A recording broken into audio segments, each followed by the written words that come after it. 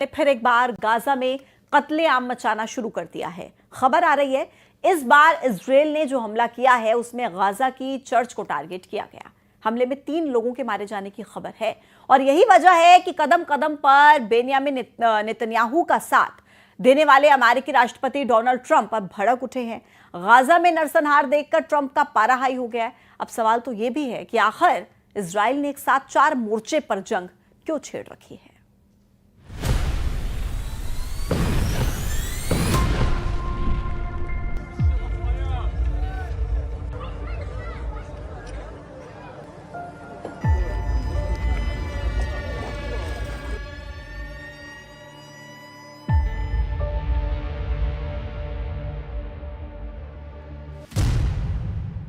Gaza में Israel का फिर कोहराम। आईडीएफ के हमलों की जद में आई चर्च। सिविलियन पर बरसा आईडीएफ का बारूद। गाजा में कत्लेआम पर भड़के ट्रंप।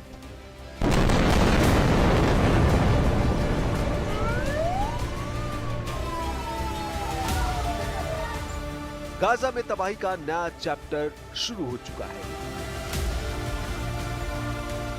सीरिया में भयानक बमबारी करने के बाद गाजा एक बार फिर आईडीएफ के निशाने पर आ गया है।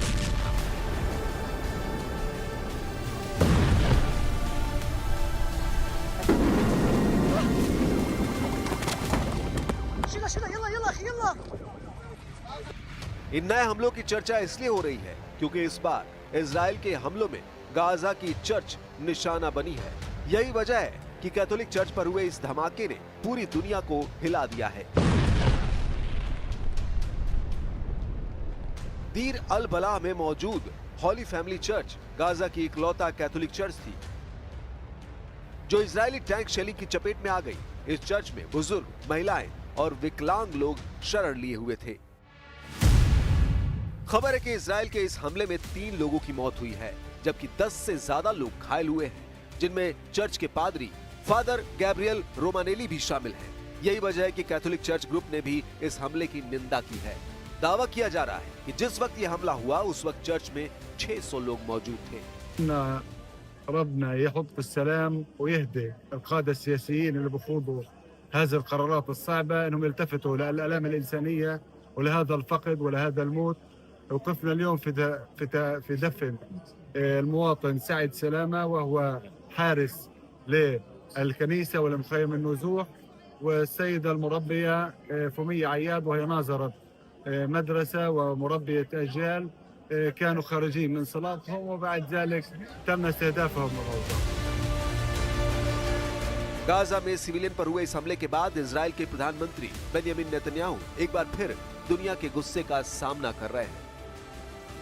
जानकारी के मुताबिक अमेरिकी राष्ट्रपति डोनाल्ड ट्रंप का पारा इस हमले के बाद से हाई है। व्हाइट हाउस की प्रेस सचिव कैरोलिन लेविट के मुताबिक ट्रंप इस हमले के बाद से बहुत ज्यादा गुस्से में है। दावा किया जा रहा है कि गाजा पर हुए इस ताजा हमले के बाद ट्रंप और नेतन्याहू के बीच फोन पर बात हुई। इस बातचीत के दौरान डोनाल्ड ट्रंप ने इजराइल के इस हमले को मानवता पर कलंक बताया है। Holy Family Catholic Church was struck by an Israeli shell. Yes. 3 people were killed, 10 wounded. What is the president's reaction to that church coming under fire? It was not a positive reaction. He called Prime Minister Netanyahu this morning to address the strikes on that church in Gaza, and I understand the Prime Minister agreed to put out a statement. It was a mistake by the Israelis to hit that Catholic church. That's what the Prime Minister relayed to the President. खबर तो ये भी है कि इस दौरान Netanyahu की तरफ से गलती को माना गया है और दुनिया को जांच का भरोसा दिलाया गया है। दरअसल बीते कुछ दिनों में इजराइल की सेना ने गाजा पर अपने हमलों को तेज कर दिया है। आंकड़े बताते हैं कि 17 जुलाई को ही गाजा के अस्पतालों में 94 शव लाए गए।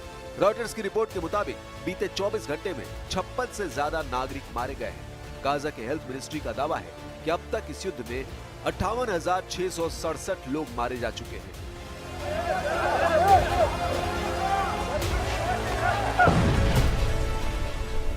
वर्ल्ड हेल्थ ऑर्गेनाइजेशन का कहना है कि इजराइल के इन हमलों की वजह से गाजा में हेल्थ सिस्टम पूरी तरह से कोलैप्स हो चुका है। क्योंकि हर दिन इजरायली हमले में गाजा के स्कूल, अस्पताल, मस्जिद और अब चर्च को भी निशाना बनाया जा रहा है। यही वजह है कि इटली की प्रधानमंत्री जॉर्जिया मेलोनी ने भी सिविलियन पर हो रहे इन हमलों को लेकर बेंजामिन नेतन्याहू को टारगेट किया है। जॉर्जिया मेलोनी ने एक्स हैंडल पर लिखा, इजराइल के गाजा में हमलों ने होली फैमिली चर्च को भी निशाना बनाया। महीनों से नागरिकों पर किए जा रहे ये हमले बर्दाश्त नहीं किए जा सकते। कोई भी सैन्य कार्रवाई इस व्यवहार को सही नहीं ठहरा सकती।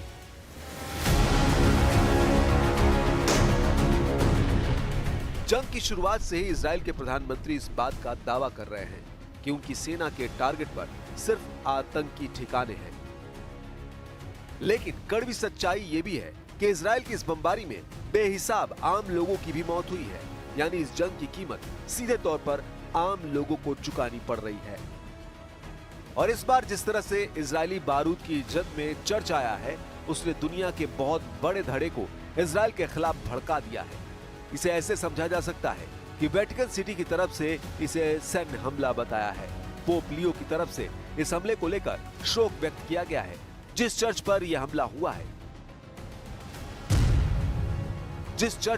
हुआ है, उस चर्च को दिवंगत पोप फ्रांसिस के साथ निकटता के लिए जाना जाता है, क्योंकि पोप फ्रांसिस युद्ध के दौरान इस चर्च के समुदाय के साथ फोन पर संपर्क में रहते थे।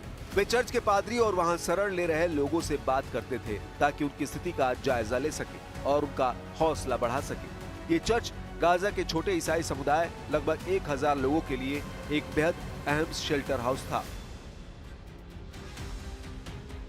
यानी इजराइल इस हमले के बाद से बुरी तरह घिर गया है, क्योंकि इस बार हमला गाजा में चर्च पर हुआ है, जिसका असर ये हो सकता है कि बेंजामिन नेतन्याहू को पश्चिम से जो समर्थन हासिल हो रहा है, उस समर्थन में कमी आ सकती है और नेतन्याहू सरकार पर सीज फायर का दबाव बनाया जा सकता है।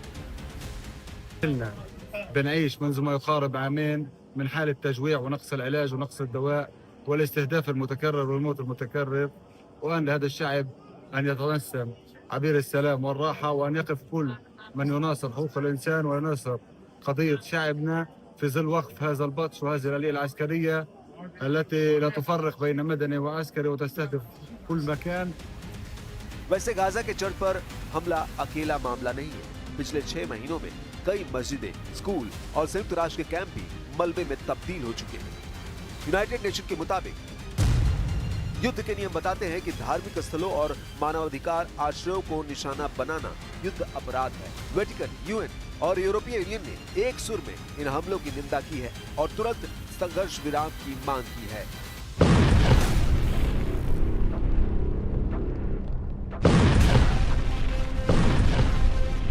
इस बीच सीरिया में सीज फायर के बाद इजराइल के प्रधानमंत्री बेंजामिन नेतन्याहू ने सीरिया को लेकर अपनी नीति साफ कर दी है। सीरिया पर सीरियल धमाकों के कुछ घंटों बाद इजराइल के पीएम की तरफ से कहा गया कि अगर जरूरत पड़ी तो फिर कार्रवाई करेंगे। यही नहीं, इस दौरान उन्होंने